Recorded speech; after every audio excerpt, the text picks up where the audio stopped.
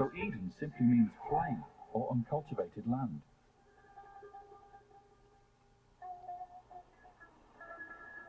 Now that we've entered the Kurdish mountains, we find a way of life hardly changed in thousands of years.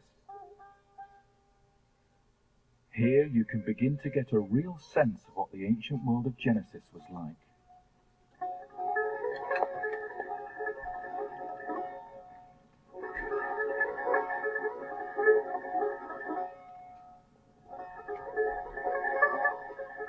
So far, we've completed a day's drive through the first 4 gates on the envoy's journey to Arata.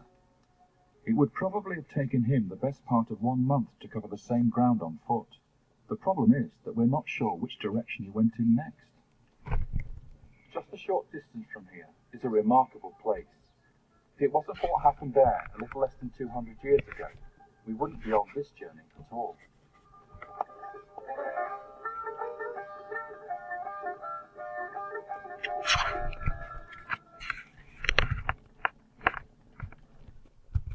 Eric was injured in Iraq. We didn't know what brain injury was. Forge of Empires. Develop your own city from the Stone Age to the future. Available in the App Store and at FOE.tv. Forge of Empires. Play now. This isn't dry food or wet food. It's not burnt brown pellets. The farmer's dog makes it simple to feed your dog. Where we're heading. Looking for the We're Garden following of in the Eden. footsteps of a royal envoy who journeyed to the mountain kingdom of Arata. Having traversed 7 mountain ranges, he arrived at a place called the Edin, which I believe to be a Sumerian reference to the biblical Eden.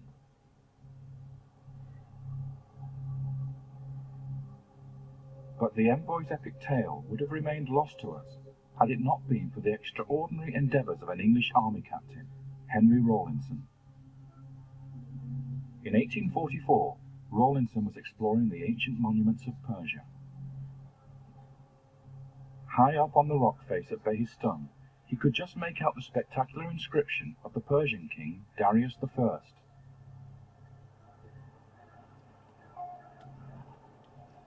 The scene depicts Darius defeating his political enemies and taking his rightful place on the throne of Persia. What's really important about this is that the king had the carving framed by a royal decree, recorded in 3 different languages: Babylonian, Elamite, and Old Persian.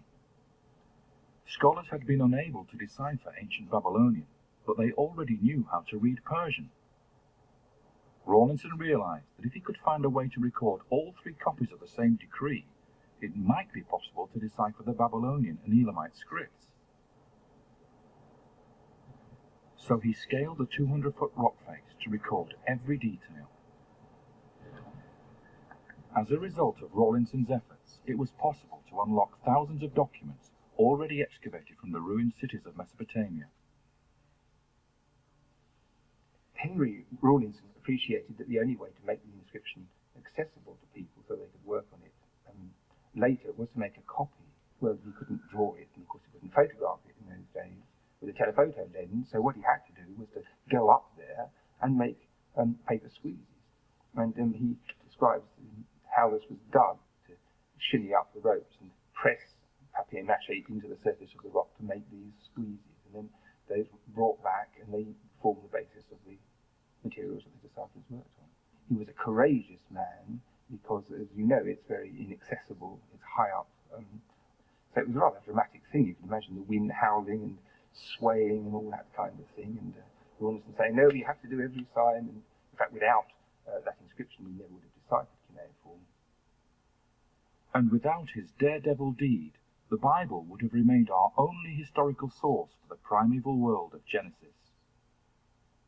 Here in the British Museum is a case full of ancient cuneiform tablets, one of which happens to be the most famous ancient document after the Bible. Discovered in the 1850s in the ruins of ancient Nineveh in northern Iraq, at first glance this broken tablet doesn't look at all important. But when the translation was first published in 1872, it caused an absolute sensation. This was the first time that a biblical story had been discovered in the records of another ancient culture. It was the story of the Great Flood. The 3,000-year-old tablet turned out to be part of the epic tale of the legendary Gilgamesh. It told the story of a great deluge and of a hero who built an ark and so survived the devastating flood. And just as with the Noah story, we read of birds being sent up from the ark in search of dry land. It had a big effect because right from the outset, people were seeking for connections between the Bible and what archaeology could tell us. They were anxious to show that the biblical text could be supported from the ground, as it were. And so there was a fevered interest in anything which centered on the Bible, and this was a particularly spectacular thing. And the text, if you read the translation of the Gilgamesh story and you reread your Bible, they are disconcertingly similar. But for all Rawlinson's hard work, we still have a problem. Here at the source of the River Karka, the trail of the envoy's route to Arata has gone cold. It's not at all clear from our ancient guidebook which way to go next. 3 gates to traverse, but in which direction? I'm afraid we're going to have to call upon yet another ancient document to sort this one out. And the document in question is a clay tablet, this time in the Louvre Museum in Paris.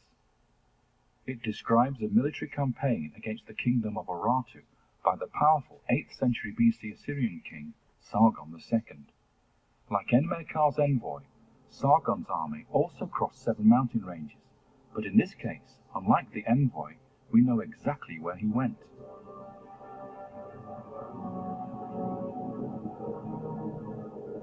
I, Sargon, king of Assyria, departed from Kalhu and crossed the great Azar at its flood. I marched between high mountains covered with all kinds of trees, the paths of which never see the light of day.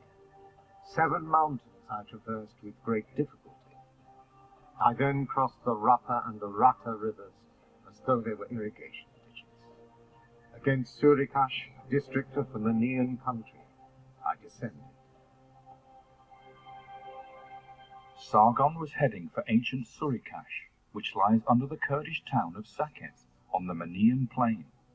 He travelled north through 7 mountain passes, across a river Arata, and arrived on the plain or Idin of Urartu, the biblical Ararat. Enmerkar's envoy also travelled north through 7 mountain passes, and ended his journey on the plain or Idin of Arata.